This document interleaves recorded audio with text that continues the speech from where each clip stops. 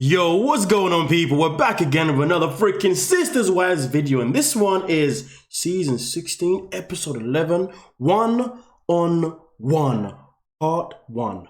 And it's crazy, I believe there's going to be 3 parts of this as well. So, without no further ado, let's get into this absolute madness.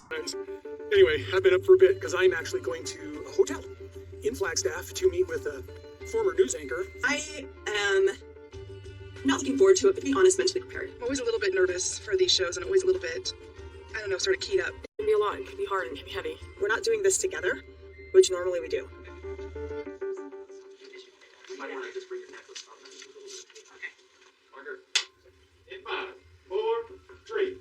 It's great to see you. Thank you. And it's great to meet you in person. And to be in person after COVID. Yeah, no, right? This is normal. This is kind of a stroke of normal. A little bit of normal.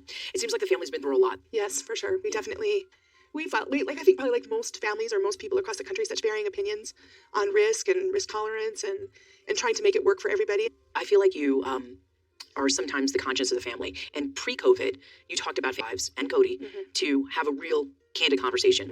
Let's take a look at that conversation and then let's get your reaction after it. I think after we moved to Flagstaff, all of us were seeing fractures in the family culture. I feel like we signed up for something when we decided to be a plural family. And it just seems like we're all sort of like, whatever, let's just let it happen. We're going to just roll with it. And I don't like that. So I'm going to have a conversation with my family. Do you think our family feels like it used to? Like when you first met us, Robyn, does it feel like that in our family? Oh, since we've been to Flagstaff, it's been different. We're not doing anything together. Then it's super stressful. When we do stuff together, it's not easy. I mean, just getting us together again for a simple dinner took months. Because we don't need each other as much, we've lost something. And I don't know what the solution is, but there's something fundamentally going wrong. And I feel like we have tribalism. Because we are in 4 separate homes, we just started escaping. It was easy. I feel like I'm on the outside looking in all the time. Really? Yes. And then when I get together for family gatherings, I'm like, why would I want to go? Because it's just going to be a hostile environment and no one there even likes me. Yep, that's how I felt. See, I think this is the danger of spending too much time separate. And maybe, and this would be heartbreaking, there are some of us who are like, look, I don't want it anymore. All right, so before the pandemic, you already started.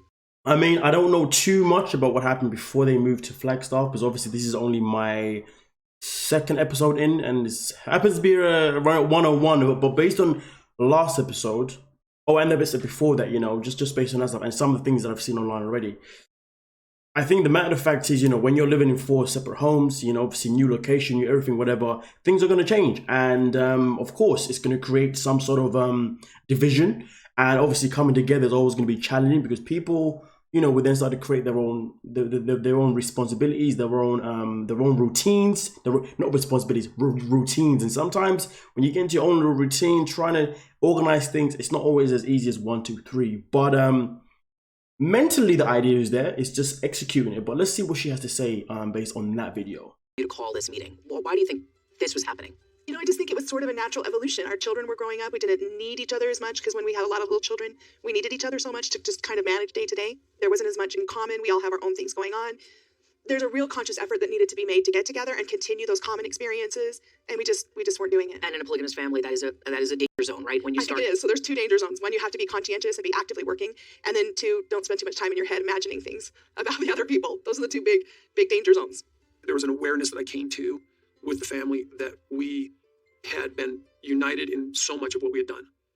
Let's say in Las Vegas. Yeah. We're in this cul-de-sac, we're next to each other, we're united in what we've done. We sort of hashed it out and we're forced to address it, and sometimes we just did it. There's this perpetual dishonesty that we dealt with. Right. In order to keep relationships good and healthy. Moving to Flagstaff separated us. And at that point, it was like, we don't have to do everything. My attitude, ladies, I'm going to do this. You choose what you're going to do. And they did.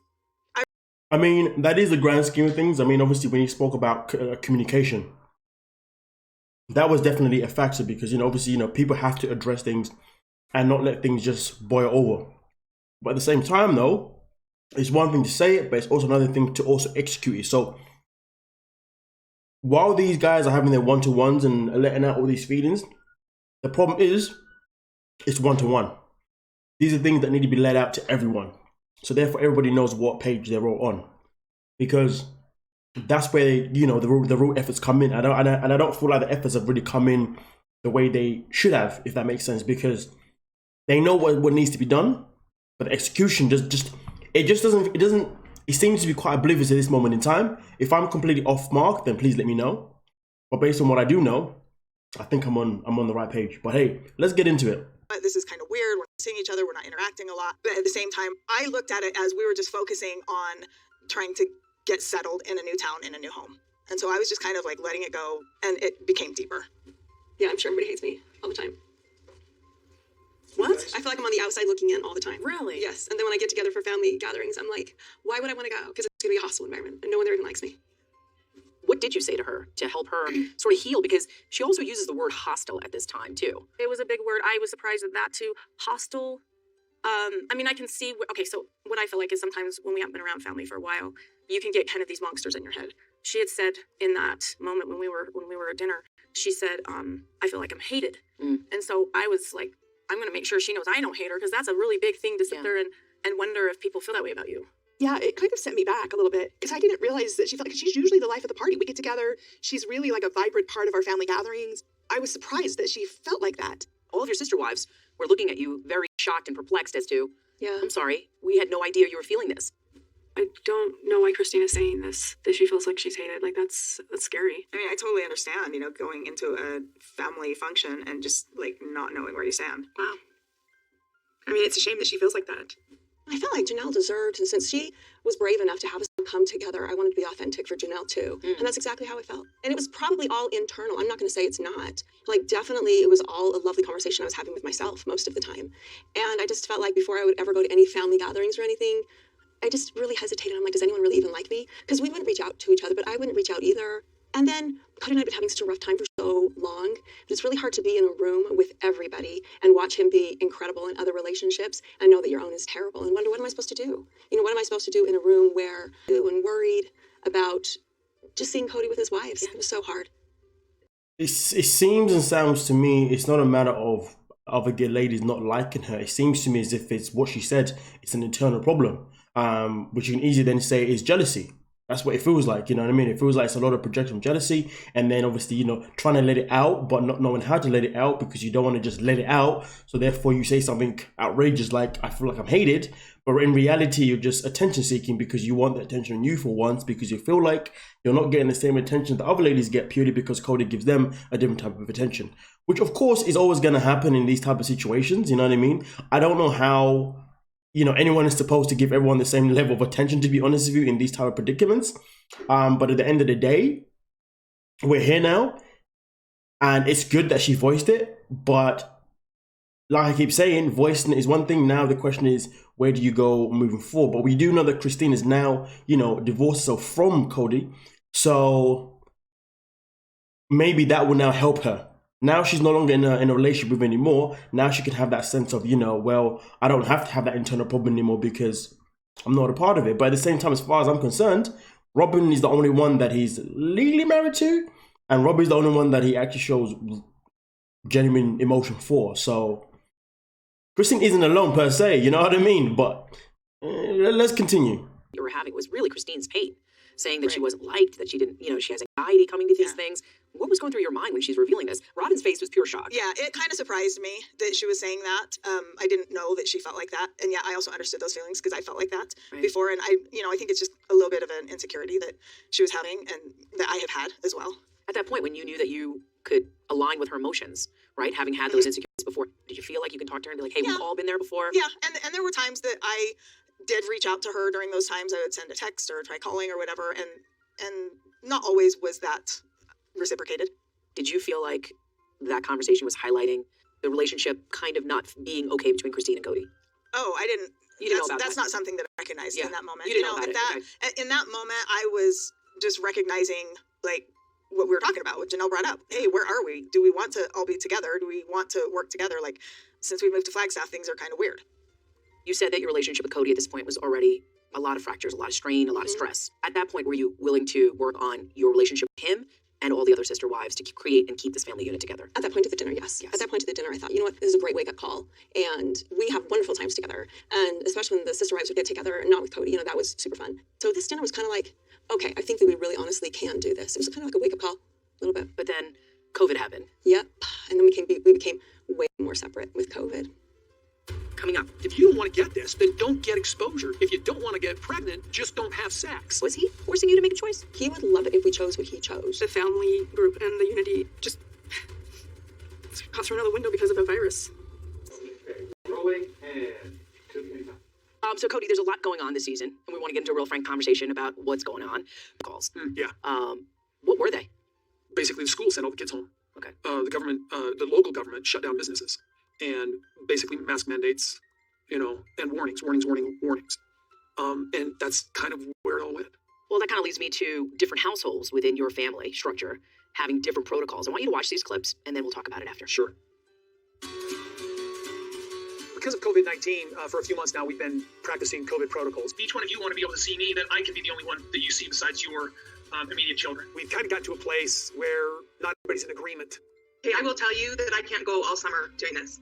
Because she doesn't want to hear the facts. She doesn't want to hear it. Kody seems to be taking it to a whole different level of isolation. I know he would rather us just stay home all the time, but yeah, it's not going to happen. I have other kids to go see. It's not a breakdown in communication. It's a breakdown on agreement on how we're supposed to have our family behave during COVID-19. I don't like telling them what to do because they just like to put me in my place. But right now is one of those times when I would like to be able to say, hey, these are the rules and you're going to do them. We've been so divided with COVID, I'm beginning to worry the longer this goes on that we may not recover. Okay, that was... I mean, he's the bottom line. I mean, listen, I'm not too sure about Kody talking about how, they all trying to put him in his place. But the matter of fact is, if the majority votes one thing, then you go with what the majority votes. And that's just the bottom line. And the reason I say that is because if you're in a situation and there's 5 of you, there's 5 people involved. 4 of you are saying one thing and only 1 is saying the opposite thing, you go with the 4. And then if the 4, whatever this, and if it doesn't work, then that means that 1 that was left, you then go with that one. Do you see what I'm saying? There is no point of this back and forth war about, I'm being put in my place, or they're trying to put me in my place. And the fact is, it should just be how I want it. If I say this, then I say this. That's it. That's a very terrible attitude to have. That's an attitude that has no progression. That's an attitude that gets you nowhere. So the grand scheme of things, in that situation, just go with the majority. And if the majority backfires, then go with your plan. It's like, children, can we grow up, please? But let's proceed. That was very, very poignant, what Janelle said. My biggest concern right from the beginning, when it was all this fear, so many will die and your children are at risk. Well, I wanted to prevent the death of a child. Yeah. We can look back now and go, maybe we were too strict. At the same time, I was like going, okay, however long we have to quarantine, however long we have to do this, what if there's other side effects? Nobody wants to die. Right. But what if you have something where it affects your lungs or your kidneys for long term in your life? Or affects your brain or something like that. So it was all the what ifs that kind of made you stick to your initial protocols. Yeah. And this is what the advice of my physician as well. It's like, hey, listen, if you don't want to get pregnant, just don't have sex. Yeah. I mean, sorry, that might be a crass analogy, but it's like, if you don't want to get this, then don't get exposure to it. And you don't know where you'll get the exposure. Robyn was like right off the bat, I am going to keep these rules because my children are at a tender age. They need their dad here. Now, I had to keep her kids compliant. Yeah. And then one who was just not compliant. Specifically, Christine was like, I want to be free. I think it'd be awesome to get together. I think it'd be super, super cool. I think it's sad to be separated. I think it might be the safest and the most responsible thing to do to stay separated. Am I a fan of it? No. I think it's ridiculous that we're not getting together. It's not realistic. No. It's just simply not. When Kody first, we had like a Zoom call together, and he goes, I can be the only one that goes from house to house to house to house. I have kids that live everywhere, and I can't. I cannot just stay home. When kids say they need you, you go. Was he forcing you to make a choice? He would love it if we chose what he chose. Don't get me wrong, we were super smart. We followed the CDC guidelines. We kept the distance. Every time we traveled, we would come back and tell Kody. We'd quarantine afterwards so that he could come over again. So you were following protocols? Yeah, I was following the CDC protocols, just not Kody's. Christine literally was like, I'd rather see my other kids than see you. Did you feel that, looking back at it, do you understand why Christine was doing what she wanted to do? I can be empathetic to it. Yeah. But I'm going to still maintain the rules. Truly had kidney failure years ago. She nearly died. That borderline death, that essence of loss, in spite of not losing, that essence of loss changed us. And I am dead aware of it. But we saw a lot of fractures like this year between you and Christine. Now, her sort of leaning in the direction of her children during this time, was that more fracturing that was happening and more stress that was in the relationship that was sort of playing out? Yeah, and with hindsight, I might have been able to be more loose about it. But every moment that I was dealing with it, I was getting firmer and firmer in my resolve. My sole goal was to keep everybody alive, even if we were separated. Gosh, it's such a tough... I'm just going to state the obvious for the sake of stating the obvious. Yeah, 4 wives, children spread around. What else did they all expect to happen? That's just the grand scheme of things. Of course, nobody prepares for a pandemic. So, of course, when that comes, that's when you have to, compromise. And like I said before, the best compromise, well, not necessarily the best compromise, but the only compromise you can go for is the majority compromise. And that's just the bottom line of it, you know what I mean? And to be honest with you, if he didn't want to be a part of it, actually, no, he had no choice but to be a part of it, because he can't remove himself, because he can't stop it. Because it'd be done for him to remove himself, so therefore he's not seeing his children as well, if that makes any sense. So I ain't gonna lie to you, man. This is one of those times where it's either you break the rules or you stick by the rules, and that's it. Whichever one that they choose, they go with it. Simple as that. Like, it's a no-brainer. But you know, in some situations, I guess it's hard to be. In some situations, I guess it's hard to think simple-minded. I don't know, man. All I know is that when the pandemic came, nobody was ready for it. Nobody was ready for a lockdown. Nobody was ready for face masks. Nobody was ready for self-isolating. Nobody was ready for keeping a distance. You know what I mean? Nobody knew what was happening. And when this happened, everyone was in so many different situations at the time that were just not applicable. And so many people went just a long time without seeing their loved ones. And that was just how it works. So to be honest with you, the fact is, I think it's quite silly and annoying that they're talking about this topic right now, because I feel like it could be triggering to some people. So for me personally, just stick to the rules that were given, and that's it. There's no conversation after that. But okay, it's crazy because I think it's Christine was talking about she followed the rules. So why are you having this conversation then? It's not relevant. This conversation is a waste of energy. These guys got so much more other issues at hand that mean so much more, and they're putting the energy into this part? Damn, but okay, let's get it. Unless I'm just completely off the mark. I feel so torn by the situation. I understand what Kody was wanting to do, and I understand what Janelle and Christine were about. But at the same time, I was like, why couldn't we have meshed those two? I just felt like this is the family culture that we have built, and we're destroying that. So you felt like them not being able to come to a solution where we could bring everybody together who had created as a plural family. In the beginning, I didn't think of it that way. In the beginning, I thought this will go away eventually, but you know, how far are we into it, and it still hasn't stopped. Tell me what's going on. I hate crying. No. Hold on. Get a tissue? I'm sorry, Robyn.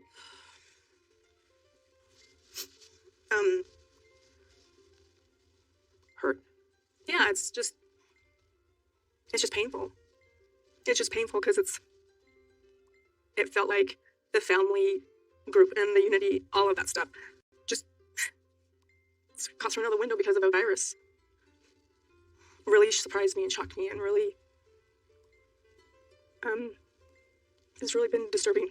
Do you think COVID has changed the family or shined a light on some of the issues that were already kind of existing there?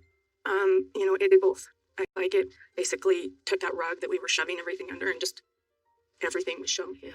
I don't know. I'm just like, can we come back from this? Can you? I'm trying. I want to. Yeah. Coming up. I just want to like steam. That's just not where. I think in terms of coming back from it,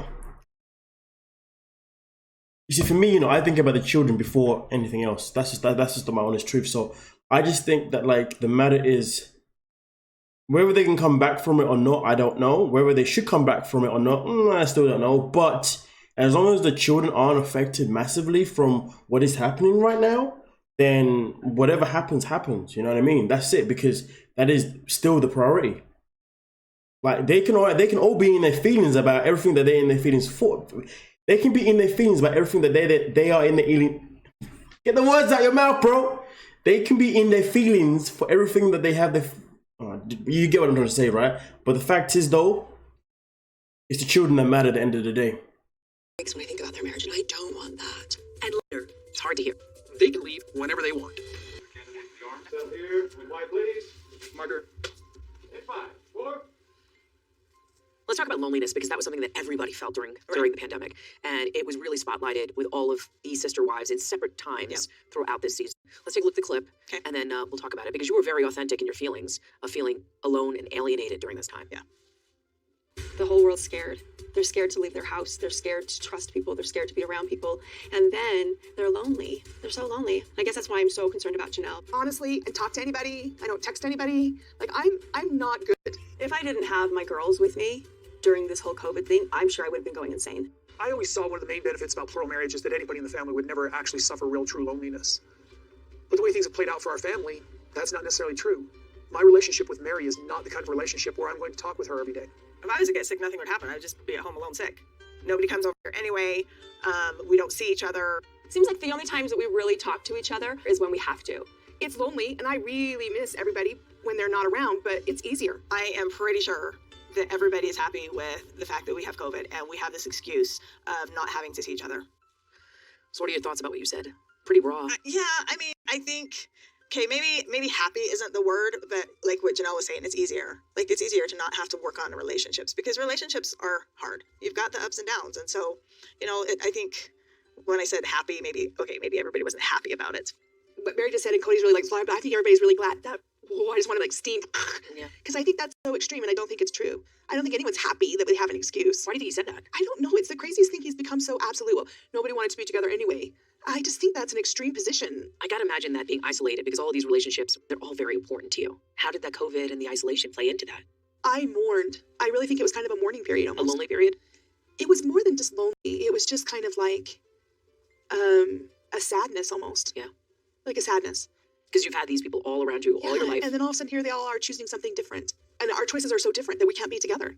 So Kody wasn't coming to your house at all. Like, was he even checking in on you? What was he doing at this time? Well, we would text and have phone calls, probably with Robyn more than anybody throughout the whole time. But it wasn't like Kody coming in No. to check in on you the way you wanted him to come in. No, but that's just not where our relationship is right now. Let's talk about Mary during this time. You were very alone, but so was Mary. And then Mary says that, if I got COVID, nobody would even know. And then there seemed to be like this helplessness inside of her. Which kind of frustrated me because if she got her and Kody, I get that. But she's choosing a family identity, so let's be a family. Yeah. Does that put you in a weird place that she's choosing the family identity that Kody has kind of annexed himself from Mary, and then you're all caught in the middle of this? How does that work in a polygamous family? I don't think it's that we're caught in the middle. We feel the waves when one relationship isn't working. Okay. And it's hard to watch that happen because Kody doesn't necessarily bring that to my house when he comes there, but you can feel that tension going on. Do you ever get angry at Mary and say, whoa, you just made my life hell? No, it's not about sides. It's about you hurt for both of them. Let me ask you a question. Having observed relationships with other sister wives, right? Yeah. That relationship that he has with Mary, has that had any impact on your decision making? Oh, my heart breaks when I think about their marriage, and I don't want that. And I don't want to be in a loveless marriage. I have no intention of living like that. And if that's what my future looks like, I'm not going to live that way. Coming up, did you and Kody ever have an honest conversation about the catfishing? I thought that we did. You emotionally have left and abandoned them in some ways, right? Well, I don't know anything about the catfishing, so anyone that's up to date with this, can somebody let me know what the catfishing is all about, please? That would be very grateful. But apart from that, I think the thing that I find so frustrating about this is that this is like basic things that can be solved. But I feel like because there's 5 people involved, there's 5 different opinions. And you got to think 2 different opinions in a relationship is already hard enough. 5 though? Jesus Christ. It's crazy how there's 5 people, but they haven't come to like sensible solutions. But then again, though, it is TV, so maybe it's just all about TV. I'd be worried if this is how they really are off camera, if you know what I mean. Like, because damn. I take the word back. She was leaving my ass. This past year, Kody and Mary celebrated their 30th wedding anniversary. Let's take a look back through the years. Hi. I was 19 and he was 22. From the time that we met to the time that we got married was 6 months. I guess I was just young and in love. We had a big reception. We danced and she bit my finger when I was trying to stuff Because cake. you shoved cake clear down my face. So I guess I should bring something up. I need to talk about. I got into this place where I was talking to different people on social media, and I got into this situation talking to one person who really made me trust him. He was saying really kind things, flattering things. This is really, really confusing because I was really caring about him too. Did you want to meet him? Yeah, I wanted to meet him. He never would meet me. This is the catfish, right? This must be the catfish. I started looking into him or who he said he was, and there was way too many holes. I thought I was talking to him. It was a woman pretending to be a man. They really started pushing that I was not happy here. The struggle I think that I have with it is that I got shut out because of them. That you didn't want to be out of the family. You just wanted out of your relationship with me. The old stuff wasn't working. It died. Now we're in a place where we have to rediscover. You'll be okay, I promise. You might just have to hold my hand through it. Oh, would that make you feel safe? I gotta have both hands on the wheel to make you safe. Damn, anything to get away from holding my hand. I want to be able to trust him and him trust me. I'm not in a place where I want a romantic relationship. Robyn, stop. Stop defending Mary. Stop acting like you're not getting the end of the stick here. I'm not. Listen, this is pissing me off. She can take what everybody else doesn't want instead of you ain't taking the ends. No, I don't. Will you stop? I'm so angry I almost can't talk. For all of my marriage with Mary, I felt like she unloads her emotions into a burden that I'm supposed to carry. I'm not carrying this burden. Because if Mary and I really wanted to be together, we would. What was your relationship like with Kody when you first met? We're very much in love. So, you're doing great. Janelle enters the picture. Mm-hmm. Give me a picture of what this was looking like. So when Janelle came into the picture, it was a struggle for me. Because now he's somebody else. Was it jealousy? Was it did you not know how to manage it? Of course there's jealousy. People ask all the time, how can there not be any jealousies? Like, we never said there wasn't. And I didn't know how to handle it, and he didn't know how to handle me, and she didn't know what the heck was going on, and I think all three of us had different ideals going into it of how it was going to be. Okay. And it wasn't. And then, fast forward, Christine comes in the picture. And how did that change the dynamic? That was a struggle for me as well. I actually had a harder time when Christine came. Why? I don't know. And now there's Robyn. And every time you see him having a functioning relationship with Christine, a functioning relationship with Robyn, and you're not having that relationship. I was having the relationship with Kody back then. I mean, we had our arguments, we had our difficulties, and we would work through them. It was definitely a roller coaster relationship. All right, so Kody, tell me about your relationship with Mary. There's just nothing to talk about, really. A marriage that was so difficult and so antagonistic, I didn't know why we were in it. It took a long time, a lot of counseling as we go through all of this for me to finally go, Mary, I just don't see us getting back together. And why aren't we getting back together? Because we will go back to the way we were before. There's just no chance that I ever want that again. But why not leave her at that point? It's a double standard. They can leave whenever they want. I can't. It is not a double standard because you emotionally have left and abandoned them in some ways, right? Well, abandoned, please. Well, So what does Kody mean by he can't leave but he can? Can somebody educate me on that one, please? Because I'm only learning about this type of lifestyle, you know what I mean? And that's quite interesting that he can't leave but he can. So, damn, yeah, let me know, please. Thank you so much. To that word of abandonment, when Mary had an affair, she was leaving my ass. Because she was like, I'm done with this, I am done with you, I am done. She made it clear to everybody that she was getting out of there. She was done with us, and she can't admit it now. Because we circled the wagons as a family to protect her when she realized that she'd been duped. She was deceived, she was leaving, she found something better. She was leaving me for a better, richer man. And because we did that, in her own mind, she doesn't even realize what happened. She sees herself as a victim, which is true, but that she had done nothing wrong. And she would have never even been the victim if she wouldn't have done something wrong. Did you and Kody ever have an honest conversation about the catfishing? I thought that we did, and I thought that he knew where I was coming from, like how that all happened and what happened. Well, he thought you were leaving him for another person. Right, he did. Yeah. So you felt betrayed right there. Absolutely, and I get that. I wasn't leaving. But during that time, because I was very much in a dark place, I considered all my options. Just because I was trying to figure out what I needed to do. But I feel like Kody took it like that. Oh, he definitely did. Did I start talking to this person? Absolutely, I did. Did I think that I was talking to a friend? Absolutely. It literally was not just okay, well, I'm going to meet some dude online and fall in love and want to leave my family. A lot of people like to look at that as the defining moment in the fracture in mine and Kody's relationship. And it wasn't. Did he say, I have an issue of trust with you now as a result of it? Oh, yeah. Yeah. Coming up. I just find it very fascinating sometimes when people do certain things and then they behave as if they wasn't really in the wrong. I mean, the fact is, I feel like what she needs to do is put herself in that position. If the shoes were reversed, if Kody had been doing the same thing that she did there, how would she be feeling right now? How would she have reacted in the situation at the time? Those things are the things that are always ignored, but yet are still a massive factor. Do you see what I'm saying? So,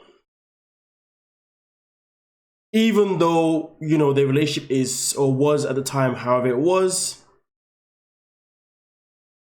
it's still not the right thing to do, you know what I mean, in my opinion, But this is the problem. People fear, people would rather do something unloyal rather than have a conversation about it with the person that's obviously making them feel how they feel. Now, I ain't saying that they didn't have a conversation per se, but maybe they did. But sometimes when you have a conversation with someone, you're not really having a conversation with someone. You know what I mean? Because there's a fine line with having a conversation and knowing that you had the conversation compared to having a conversation and feeling like you didn't really have a conversation. It's two different things, if that makes any sense. So I feel like that could have been definitely a massive factor to the situation itself at hand. But you know, time will only tell. Or no, I say time will only tell. Time has already freaking been by. You know what I mean?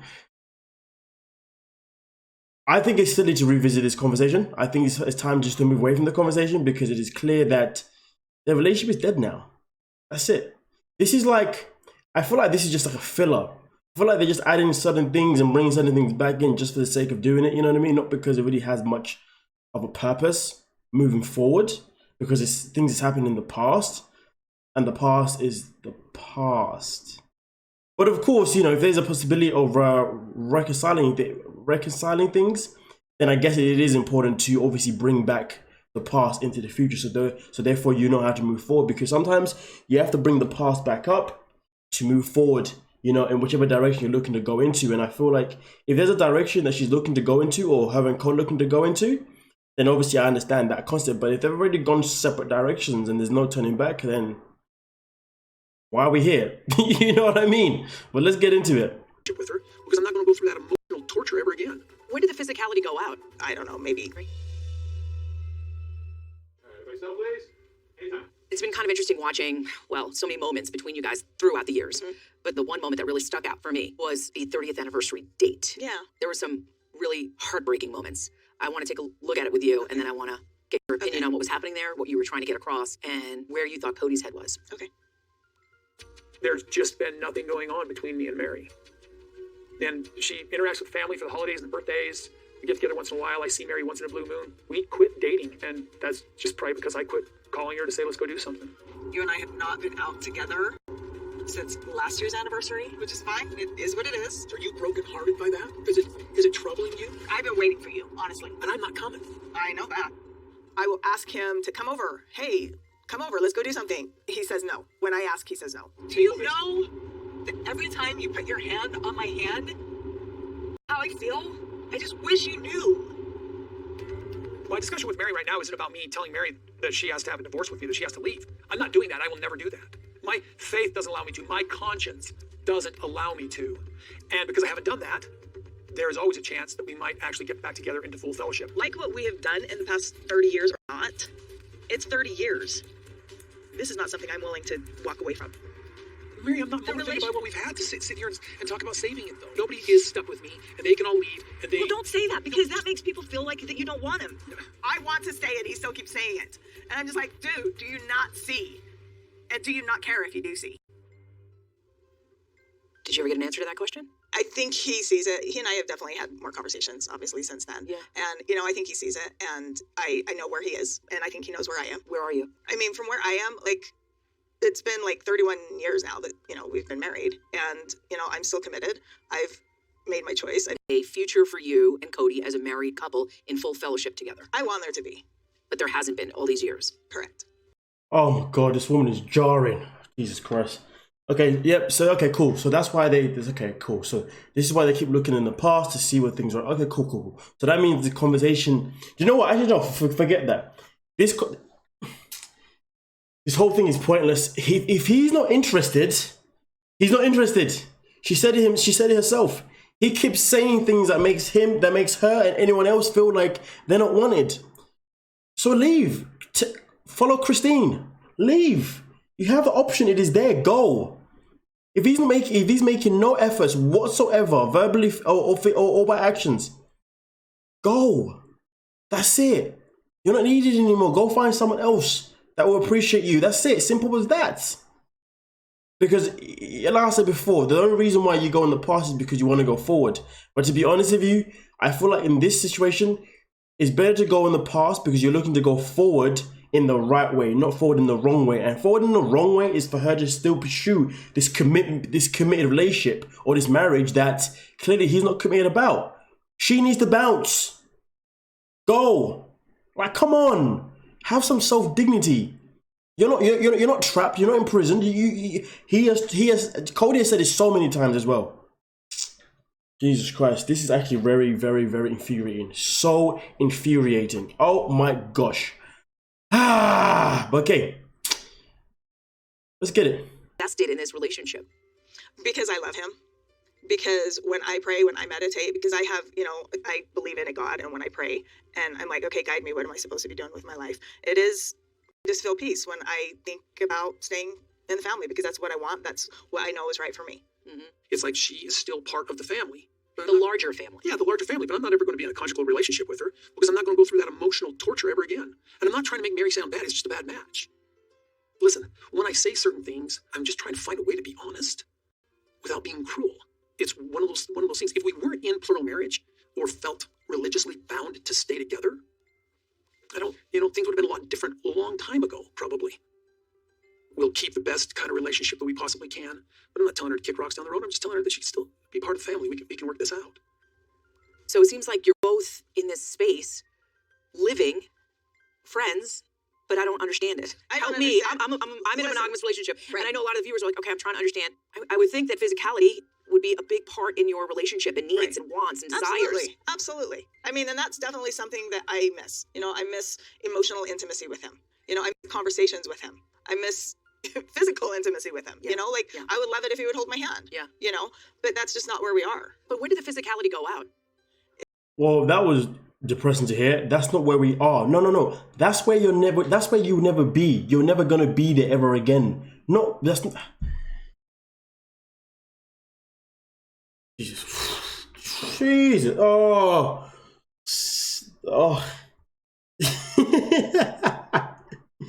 When no's a no and somebody doesn't know what no means, but okay. It's just crazy how these conversations are happening.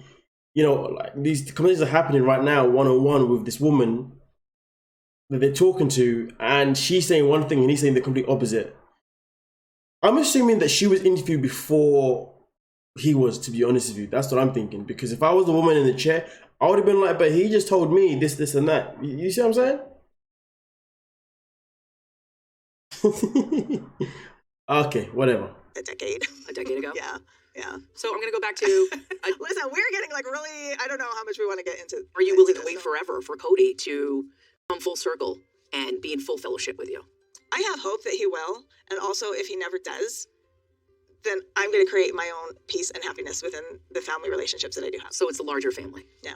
It's the larger family that's keeping you here, with the hopes that Kody will one day be in full fellowship with you. This is people who think, well, just because you don't have this relationship with Kody, why don't you just leave? Why don't you just leave? Because I don't want to. I don't want to. It doesn't make sense to me when people ask me that all the time. Well, the reason why I ask that is because we see Christine sort of unraveling as well because of the lack of intimacy and romantic relationship within her own committed relationship to Kody, and how that is a non-negotiable thing for her. Mm-hmm. And then we have you, right? Who has been in this situation for the last 10 years with Kody, who is still fully committed to Kody and the family. So it kind of doesn't make sense. Right. So that's why people have questions. The only thing that I can say is, between Christine and I, we just, I don't know what's in her head. I don't know what she's thinking. All I can say is we're two different people, and we have two different sets of values, and we have two different, I don't know. We're just different people. There are other wives that, Mary, for instance, I know, that's been very clear that she has not been intimate with Kody for the last more than 10 years. I know, I don't know how she does it. I don't know how she does it. I think we just both have. I don't know, she does. I guess she's more fine with it than I am. It seems like Mary, looking back at that clip especially, she does want to have a romantic relationship with you. She does want to heal. But there's a point where intimacy is just damage. It's misleading. To have intimacy in a relationship where there is no real safety. Ooh, yeah. I'm not going there. You're telling me that you don't feel safe, Mary? No, and I never will again. I will be her friend. I will do what I can to protect her. We'll build a house for her out on Coyote Pass. But I'm never going to feel safe in an intimate place. She hurt you to the core. She hurt you to a place where it cannot be fixed. Is that what you're telling me? And that wasn't from the catfishing. It was just the catfish just woke me up out of the daze, I guess.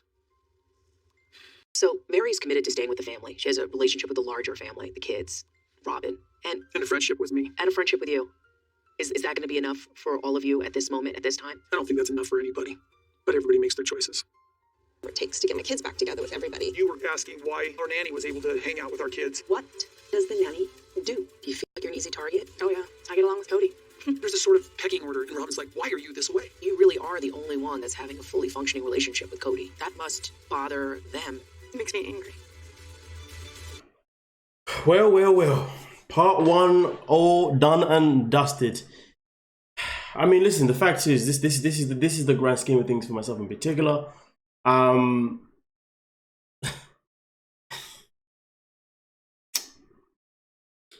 MERI needs to bounce. Simple as that. She needs to follow Christine's lead, and that's it. Because this is embarrassing, the word I want to use. Look at it this way: 10 years no intimacy with Kody. That's it. What else can you say from that? Nonetheless, though, ladies and gentlemen, you guys give me your thoughts down below, and I'll see you again next week for part 2, if you dig what I'm saying. But hey, like, subscribe, and comment. Peace.